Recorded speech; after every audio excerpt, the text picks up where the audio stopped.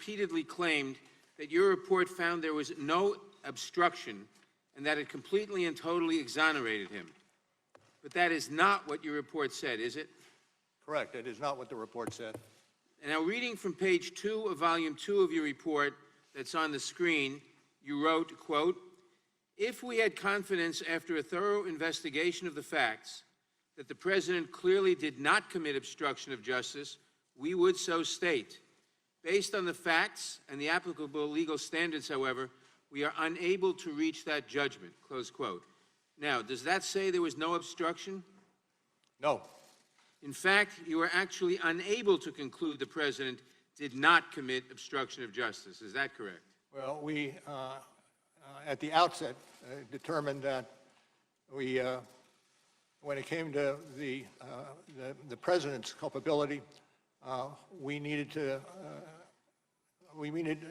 go forward only after taking into account the OLC opinion that indicated that a president, a sitting president, cannot be indicted. So the report did not conclude that he did not commit obstruction of justice. Is that correct? That is correct. And what about total exoneration? Did you actually totally exonerate the President? No. Now, in fact, your report expressly states that it does not exonerate the President. It does. And your investigation actually found, quote, multiple acts by the President that were capable of exerting undue influence over law enforcement investigations, including the Russian interference and obstruction investigations. Is that correct? Correct. Now, Director Mueller, can you explain in plain terms what that finding means so the American people can understand it? Well, the finding indicates that the President was not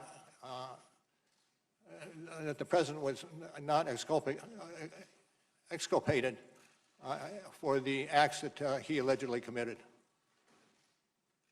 In fact, you were talking about incidents, quote, in which the President sought to use his official power outside of usual channels, unquote, to exert undue influence over your investigations. Is that right? That's correct. Now, am I correct that on page 7 of volume 2 of your report, you wrote, quote, the President became aware that his own conduct was being investigated in an obstruction of justice inquiry. At that point, the President engaged in a second phase of conduct involving public attacks on the investigation, non-public efforts to control it, and efforts in both public and private to encourage witnesses not to cooperate with the investigation, close quote. So President Trump's efforts to exert undue influence over your investigation intensified after the President became aware that he personally was being investigated? I stick with the language that you have in front of you, Which okay. Comes from page 7, volume 2.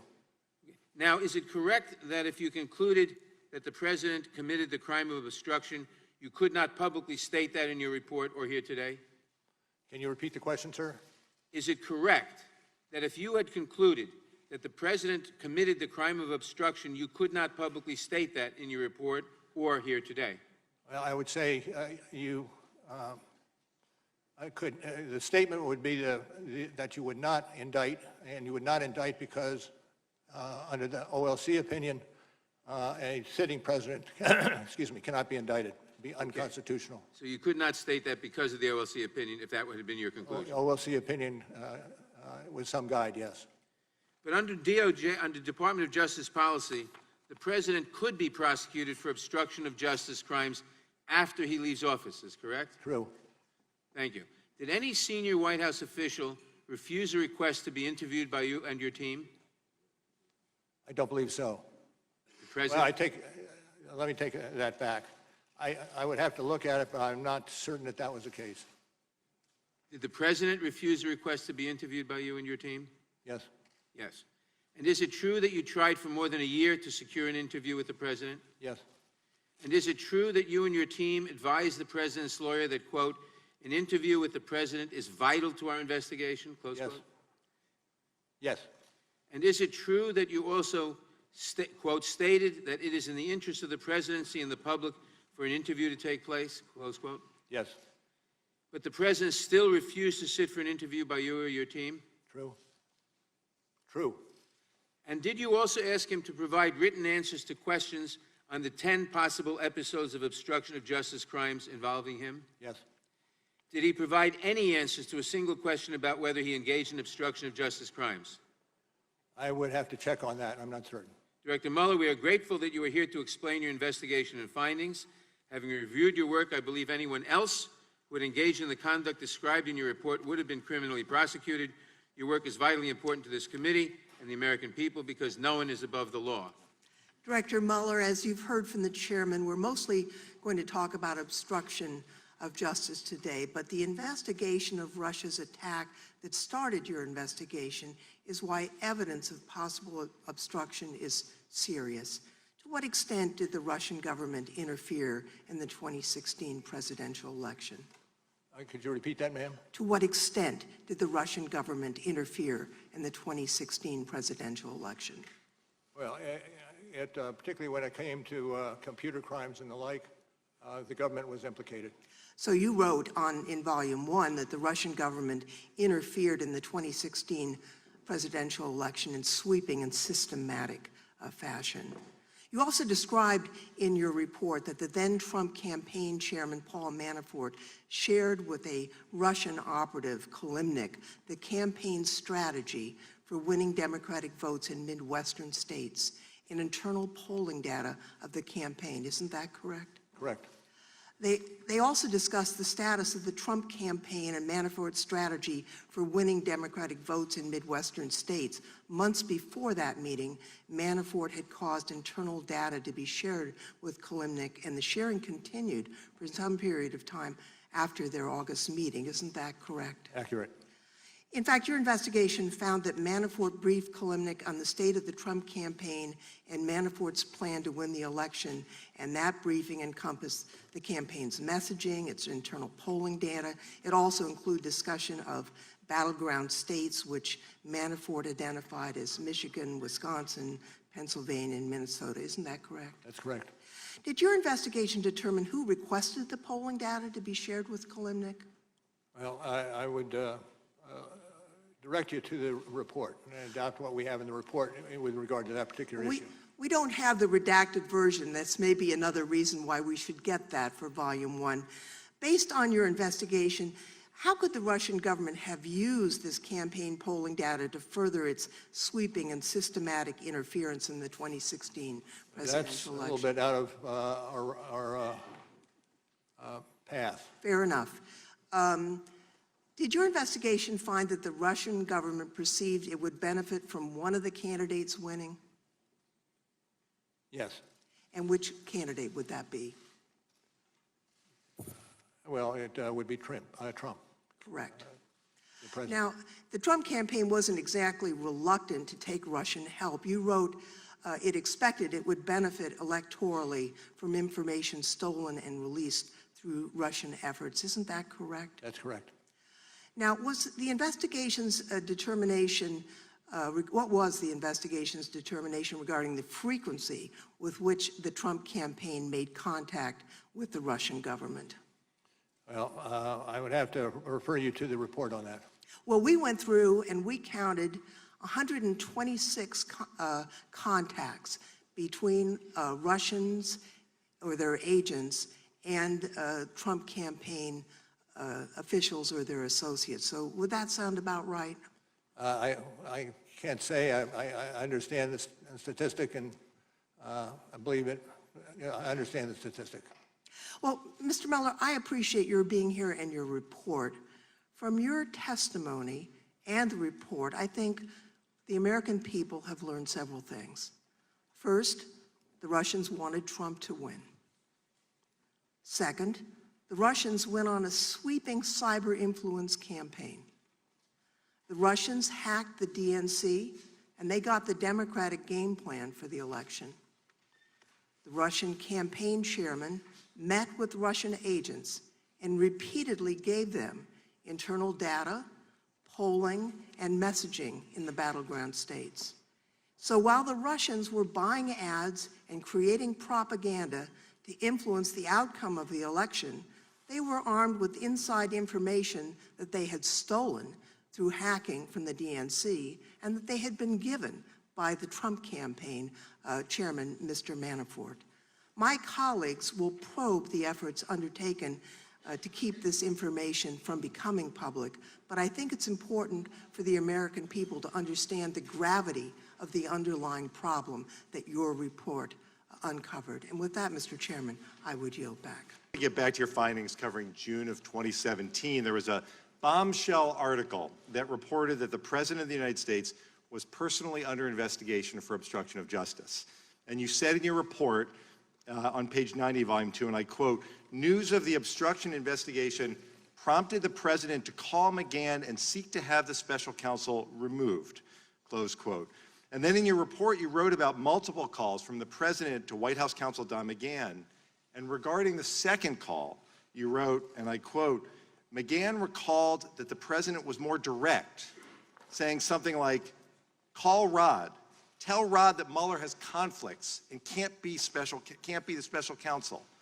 McGahn recalled the President telling him, 'Mueller has to go, and call me back when you do it.'" Director Mueller, did McGahn understand what the President was ordering him to do? I direct you to what we have written in the report in terms of characterizing his feelings. And in the report it says, quote, "McGahn understood the President to be saying that the special counsel had to be removed." You also said on page 86 that, quote, "McGahn considered the President's request to be an inflection point, and he wanted to hit the brakes, and he felt trapped, and McGahn decided he had to resign." McGahn took action to prepare to resign, isn't that correct? I direct you again to the report. And in fact, that very day he went to the White House, and quoting your report, you said, quote, "He then drove to the office to pack his belongings and submit his resignation letter," close quote. That is directly from the report. It is. And before he resigned, however, he called the President's chief of staff, Reince Priebus, and he called the President's senior advisor, Steve Bannon. Do you recall what McGahn told them? Whatever was said will appear in the report. It is. And it says on page 87, quote, "Priebus recalled that McGahn said that the President asked him to do crazy expletive. In other words, crazy stuff. The White House counsel thought that the President's request was completely out of bounds. He said the President asked him to do something crazy. It was wrong. And he was prepared to resign over it." Now, these are extraordinarily troubling events, but you found White House counsel McGahn to be a credible witness, isn't that correct? Correct. Director Mueller, the most important question I have for you today is why? Director Mueller, why did the President of the United States want you fired? I can't answer that question. Well, on page 89 in your report on volume 2, you said, and I quote, "Substantial evidence indicates that the President's attempts to remove the special counsel were linked to the special counsel's oversight of investigations that involve the President's conduct, and most immediately, to reports that the President was being investigated for potential obstruction of justice," close quote. Director Mueller, you found evidence, as you lay out in your report, that the President wanted to fire you because you were investigating him for obstruction of justice. Isn't that correct? That's what it says in the report, yes. And I stand behind the report. Director Mueller, that shouldn't happen in America. No president should be able to escape investigation by abusing his power. But that's what you testified to in your report. The President ordered you fired. The White House counsel knew it was wrong. The President knew it was wrong. In your report, it says there's also evidence the President knew he should not have made those calls to McGahn. But the President did it anyway. He did it anyway. Anyone else who blatantly interfered with a criminal investigation like yours would be arrested and indicted on charges of obstruction of justice. Director Mueller, you determined that you were barred from indicting a sitting president. We've already talked about that today. That is exactly why this committee must hold the president accountable. I yield back. So the president refused to sit down with your investigators for an in-person interview, correct? Correct? So the only answers we have to questions from the president are contained in Appendix C to your report. That's correct. Okay, so looking at Appendix C on page 5, you asked the president over a dozen questions about whether he had knowledge that WikiLeaks possessed or might possess the emails that were stolen by the Russians. I apologize. Sure. Can you start it again? Okay, sure. So we're looking at Appendix C. Right. And at Appendix C, page 5, you asked the president about a dozen questions about whether he had knowledge that WikiLeaks possessed the stolen emails that might be released in a way helpful to his campaign or harmful to the Clinton campaign. Is that correct? You asked those questions? Okay. In February of this year, Mr. Trump's personal attorney, Michael Cohen, testified to Congress under oath that, quote, Mr. Trump knew from Roger Stone in advance about the WikiLeaks drop of emails, end quote. That's a matter of public record, isn't it? Well, are you referring to the report or some other public record? This was testimony before Congress by Mr. Cohen. Do you know if he told And you? I'm not familiar with, explicitly familiar with what he testified to before Congress. Okay. Let's look at an event described on page 18 of volume 2 of your report. Now, and we're going to put it up in a slide, I think. According to Deputy Campaign Manager Rick Gates, in the summer of 2016, he and candidate Trump were on the way to an airport shortly after WikiLeaks released its first set of stolen emails. And Gates told your investigators that candidate Trump was on a phone call, and when the call ended, Trump told Gates that more releases of damaging information would be coming, end quote. Do you recall that from the report? If it's in the report, I support it. Okay, and that's on page 18 of volume 2. Now, on page 77 of volume 2, your report also stated, quote, in addition, some witnesses said that Trump privately sought information about future WikiLeaks releases, end quote. Is that correct? Correct. Okay. Now, in Appendix C, where the president did answer some written questions, he said, quote, I do not recall discussing WikiLeaks with him, nor do I recall being aware of Mr. Stone having discussed WikiLeaks with individuals associated with my campaign, end quote. Is that correct? If it's from the report, it is correct. Okay. So is it fair to say the president denied ever discussing WikiLeaks with Mr. Stone and denied being aware that anyone associated with his campaign discussed WikiLeaks with Stone? I'm sorry, could you repeat that one? Is it fair then that the president denied knowledge of himself or anyone else discussing WikiLeaks dumps with Mr. Yes, Stone? yes. Okay. You wrote to the Attorney General that, quote, the summary letter that the department sent to Congress and released to the public late in the afternoon of March 24th did not fully capture the context, nature, and substance of this office's work and conclusions, end quote. Is that correct? Again, I rely on the letter itself for its terms. Thank you.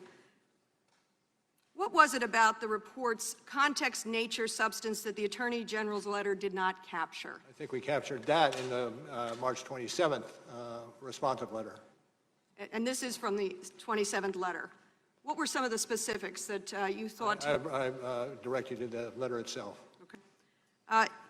You finished that letter by saying there is now public confusion about critical aspects as a result of our investigation. Could you tell us specifically some of the public confusion you identified? Not generally. Again, I go back to the letter, and the letter speaks for itself.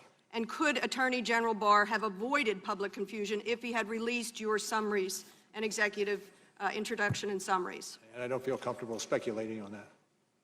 Shifting to May 30th, the Attorney General, in an interview with CBS News, said that you could have reached, quote, you could have reached a decision as to whether it was criminal activity, end quote, on the part of the president. Did the Attorney General or his staff ever tell you that he thought you should make a decision on whether the president engaged in criminal activity? I'm not going to speak to what the Attorney General was thinking or saying. If the Attorney General had directed you or ordered you to make a decision on whether the president engaged in criminal activity, would you have so done? I can't answer that question in the Vacuum. When Donald Trump called your investigation a witch hunt, that was also false, was it not? I'd like to think so, yes. Well, your investigation is not a witch hunt, is it? It is not a witch hunt. When the president said the Russian interference was a hoax, that was false, wasn't it? True. When he said it publicly, it was false? He did say publicly that it was false, yes. And when he told it to Putin, that was false too, wasn't it? That I'm not familiar with.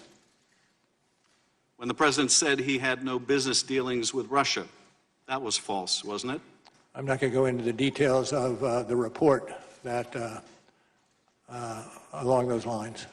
But when the president said he had no business dealings with Russia, in fact, he was seeking to build a Trump Tower in Moscow, was he not? I think there is some question about when this was accomplished. Well, you would consider a billion-dollar deal to build a tower in Moscow to be business dealings, wouldn't you, Director Mueller? Yeah, absolutely. In short, your investigation found evidence that Russia wanted to help Trump win the election, right? I think generally that would be accurate. Russia informed campaign officials of that? I'm not certain to what conversations you're referring to. Well, through an intermediary, they informed Papadopoulos that they could help with the anonymous release of stolen emails? Accurate. Russia committed federal crimes in order to help Donald Trump? When you're talking about the computer crimes charged in our case, absolutely. The Trump campaign officials built their strategy, their messaging strategy around those stolen documents? Generally, that's true. And then they lied to cover it up? Generally, that's true.